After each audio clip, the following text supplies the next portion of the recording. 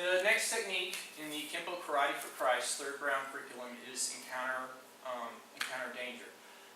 Now, what I'm going to show with encounter danger is not classic encounter danger, and I'm going to explain the reason for that, being that in one of our previous levels, we had a technique from kneeling where a front kick's coming in, and that was called Circle of China.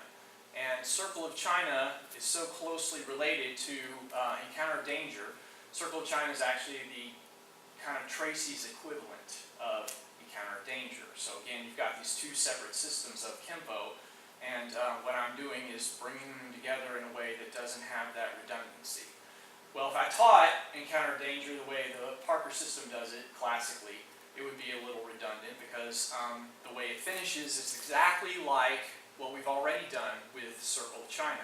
So I'm going to show you the traditional way so you can see that comparison, and then show you how we're going to do it. Now, I pointed out when we did Circle of China that one of the points in that technique is teaching you how to do the technical stand-up when you're on all fours, right? How to be able to get up quickly, face down specifically, and how to get up quickly. So encounter of danger, classically, also taught how to do that technical stand-up from that position. What's never addressed is how to do the technical stand-up if you're facing up.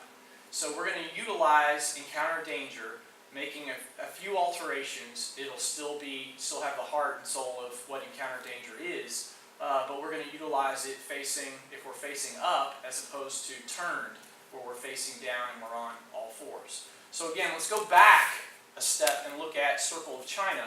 Now, Circle of China, we were down on our knees, and there's a right front kick coming in, and we use this wing arm to block the kick and immediately come up with a shot to the groin with this hammer fist. I continue to turn, and now I'm face down, and we finish with this spinning back kick coming up, and we assume they're bending over because they've just been hitting the groin, right?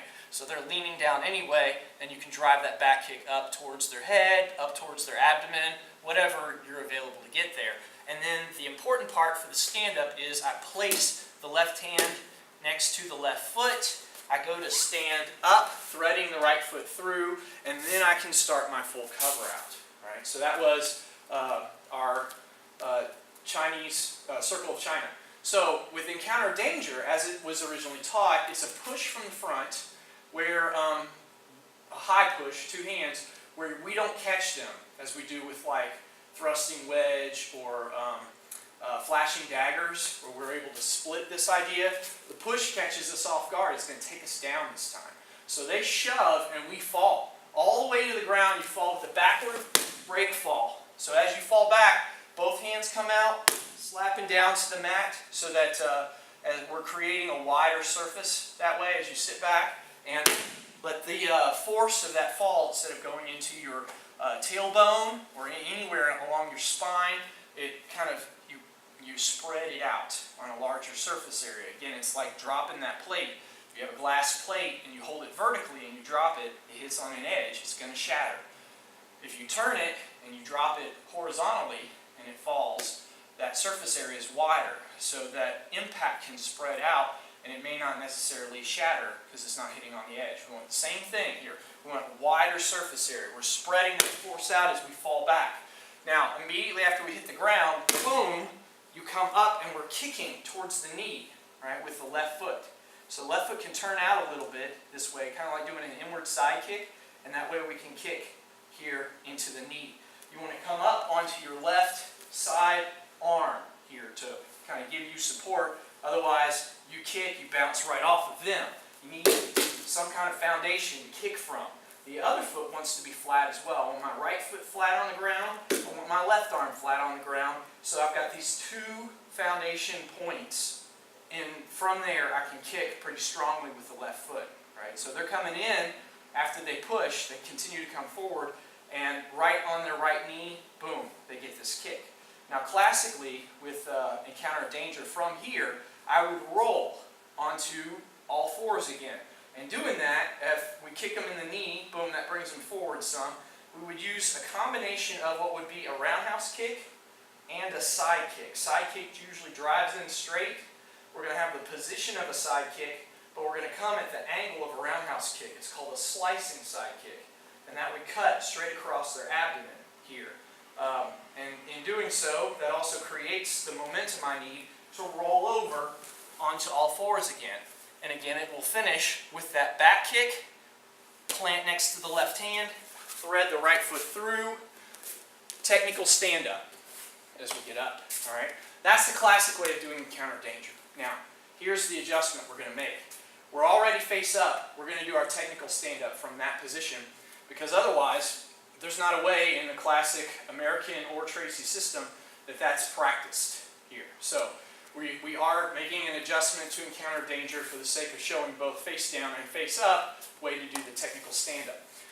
The attack's the same. Push, we drop back, spread it out. I pull those two foundation points in. My right foot comes in flat. I'm using my left hand to brace so I can kick with the left, right? Now I'm going to lift myself up.